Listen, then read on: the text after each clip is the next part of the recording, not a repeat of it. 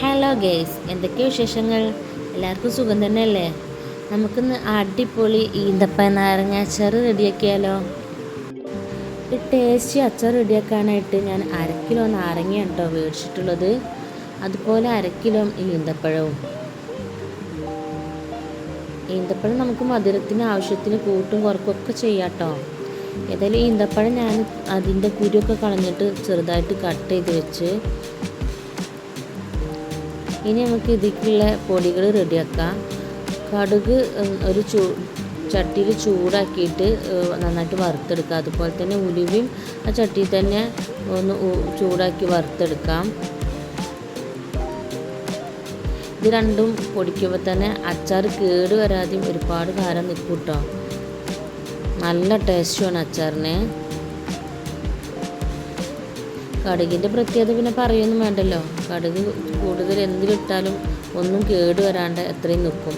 ഏതായാലും അത് രണ്ടും നമുക്ക് നന്നായിട്ട് പൊടിച്ചെടുക്കാം. ആദ്യം നമുക്ക് ഈ നാരങ്ങ ഒക്കെ ഒന്ന് മസാല കൂട്ടിയിട്ട് മാറ്റി വെക്കാം കേട്ടോ.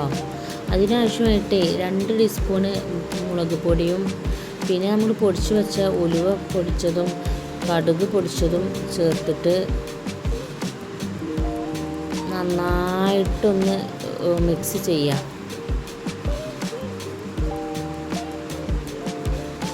കുറച്ച് ഉപ്പും ചേർക്കണേ.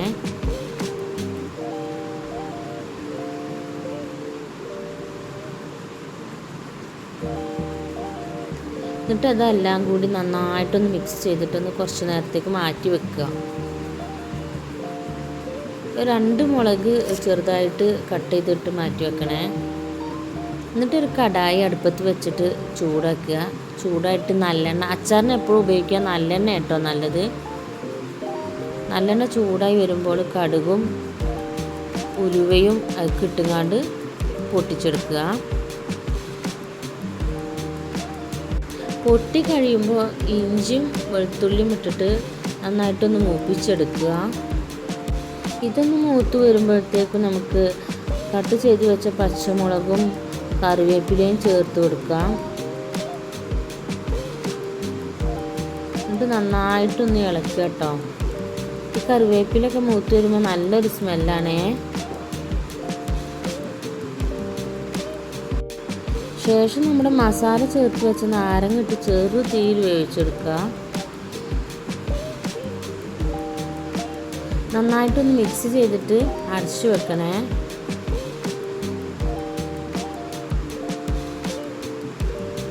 ഈ അച്ചാർ നല്ല ടേസ്റ്റാണ് കേട്ടോ.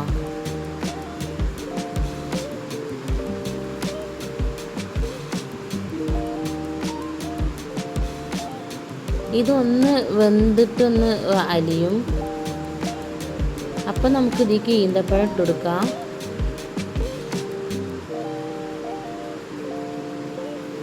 എന്നിട്ട് നന്നായിട്ട് ഈന്തപ്പഴം ഇളക്കി കൊടുക്കാം.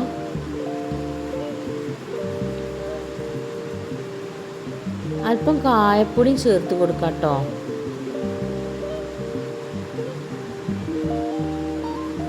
എന്നിട്ട് നന്നായിട്ട് ഇളക്കി കൊടുക്കാം. എല്ലാം കൂടി നന്നായിട്ട് യോജിപ്പിച്ചതിന് ശേഷം ഒന്നുകൂടി മൂടി വെക്കാം. കുറച്ച് നേരം കൂടി ഇങ്ങനെ മൂടി ഇട്ടാൽ അതിൻ്റെ ആവിയൊക്കെ അരിയിലോട്ട് ഇറങ്ങിയിട്ട് നന്നായിട്ടൊന്ന് വെന്ത് കുറയുവേ. എന്നിട്ട് കുറച്ച് കഴിഞ്ഞിട്ട് ശേഷം മൂടി തുറന്നിട്ട് നമുക്ക് കുറച്ച് വിനാഗിരി ഒഴിച്ച് കൊടുക്കാം. 1/4 കപ്പോളം മതി കേട്ടോ, കൂടുതലും ഒന്നും വേണ്ടേ. നാരങ്ങയും നന്നായിട്ട് പുളിയുള്ളതല്ലേ. എന്നിട്ട് നന്നായിട്ടൊന്ന് ഇളക്കി കൊടുക്കാം. എന്നിട്ട് കുറച്ച് നേരം നന്നായിട്ടൊന്ന് തിളച്ചോട്ടെ കേട്ടോ. നന്നായിട്ടൊന്ന് മിക്സ് ചെയ്ത് കൊടുത്തതിന് ശേഷം എല്ലാം കൂടി നന്നായിട്ടൊന്ന് തിളക്കട്ടെ. അപ്പോൾ ഈ നാരങ്ങൊക്കെ നന്നായിട്ട് വെന്ത് ഉടയുകന്നെ ചെയ്യും കേട്ടോ. ഈന്തപ്പഴമൊക്കെ വെന്തിട്ട് ഇങ്ങനെ നന്നായിട്ട് നമുക്കിങ്ങനെ കയ്യിലിട്ടാൽ പൊടിഞ്ഞു പോകണ നല്ല രീതിയിലാവുക. ഈ അച്ചാർ നല്ല ടേസ്റ്റാണ് കേട്ടോ, കുട്ടികൾ വരെ കഴിക്കുക. ഇപ്പോൾ കണ്ടില്ലേ നന്നായിട്ട് കുറുകി വന്നിട്ടുള്ളത്. ഇപ്പം നന്നായിട്ട് വെന്തിട്ടുണ്ട്. ഇപ്പോൾ കണ്ടില്ലേ നമ്മൾ സൂപ്പർ അടിപൊളി നാരങ്ങ ഈന്തപ്പഴം വെച്ചാൽ ഹൈവ. ഇവിടെ റെഡി ആയിട്ടുണ്ട്. എല്ലാവരും ഒന്ന് ട്രൈ ചെയ്യണേ. നല്ല ടേസ്റ്റാണ് കേട്ടോ. ചെറിയ കുട്ടികൾ വരെ കഴിക്കുക. പക്ഷെ പറ്റ ചെറിയ കുട്ടികൾക്ക് കൊടുക്കണ്ട, നമ്മൾ വിനാഗിരിക്ക് ഒഴിക്കുന്നതല്ലേ, അതും കൊണ്ട് കേട്ടോ. എൻ്റെ മോക്കൊക്കെ നല്ല ഇഷ്ടമായി കേട്ടോ. ഫസ്റ്റ് തന്നെ അവൾ കഴിച്ചിട്ടുണ്ട്, അല്ലെങ്കിൽ കഴിച്ചതൊക്കെ ആണെങ്കിലും കഴിക്കൂല. ഇതൊക്കെ നല്ല ഇഷ്ടമായിട്ടുണ്ട്. എന്തായാലും നമ്മളെ വീഡിയോക്ക് എല്ലാവരും കമൻറ്റ് ചെയ്യുക, ലൈക്ക് അടിക്കുക.